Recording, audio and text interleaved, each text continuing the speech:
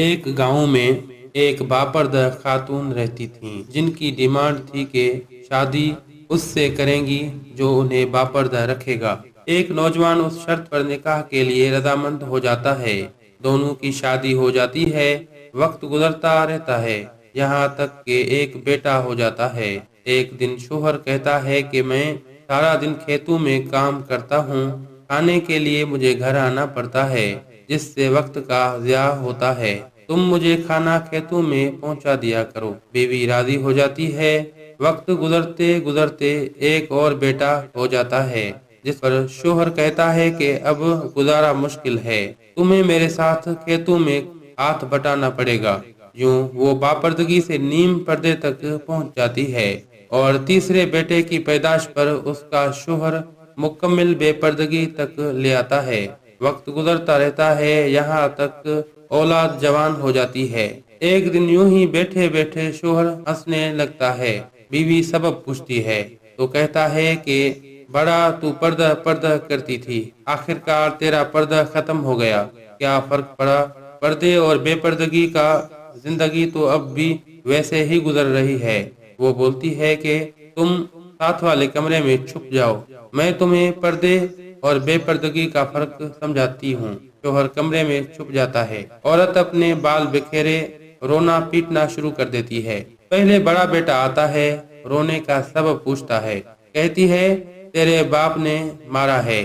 بڑا بیٹا ماں کو سمجھاتا ہے کہ اگر مارا ہے تو کوئی بات نہیں، وہ آپ سے محبت بھی تو کرتے ہیں، آپ کا خیال رکھتے ہیں۔ وہ سمجھا بجھا کر چلا جاتا ہے۔ عورت پھر سے رونے کی ایکٹنگ کرتی ہے اور منجلے بیٹے کو بلا کر بتاتی ہے کہ تیرے باپ نے مجھے مارا ہے۔ منجلے بیٹے کو غصہ آتا ہے۔ وہ باپ کو برا بھلا کہتے ہوئے ماں کو سمجھا بجھا کر چپ کروا کر چلا جاتا ہے۔ آخرکار عورت یہی ڈرامہ چھوٹے بیٹے کے سامنے کرتی ہے۔ چھوٹا بیٹا تو غصہ سے آگ بگولا ہو جاتا ہے اور زور زور سے گالیاں بکتے ہوئے ڈنڈا اٹھاتا ہے اور کہتا ہے کہ ابھی باپ کی خبر لیتا ہوں۔ پھر عورت شوہر کو بلا کر بولتی ہے کہ پہلا میرے پردے کے وقت پیدا ہوا تو اس نے تیرا پردہ رکھا، دوسرا نیم پردے کی زمانے میں پیدا ہوا تو تیری آدھی لاج رکھ لی، جبکہ تیسرا جو مکمل بے پردگی کے زمانے میں پیدا ہوا تو وہ مکمل طور پر تیرا عزت کا پردہ اتارنے گیا ہے۔ حاصل کلام، پردہ عورت کا فطری تقاضا ہے جو خالق مرد و زن کی طرف سے قاعدہ بھی ہے، جس کی بے شمار حکمتیں خالق ہی جانتا ہے، اور یہ دنیاوی قاعدہ بھی ہے کہ اگر آپ کسی مشین کو چلانے کے لیے کمپنی کی ہدایات چھوڑ کر عقل سے چلانے کی کوشش کریں گے تو مشین کی بربادی یقینی ہے۔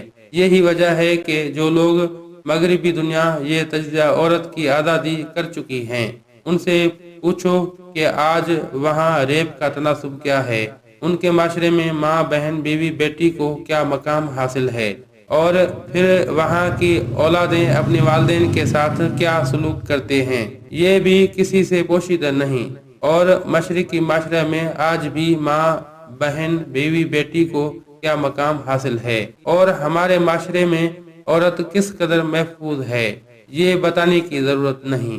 اور جس قدر ماں باپ اپنے بچوں کی تربیت اسلامی اصولوں کے مطابق کرتے ہیں، اسی قدر بچوں سے خدمت کا لطف اٹھاتے رہتے ہیں۔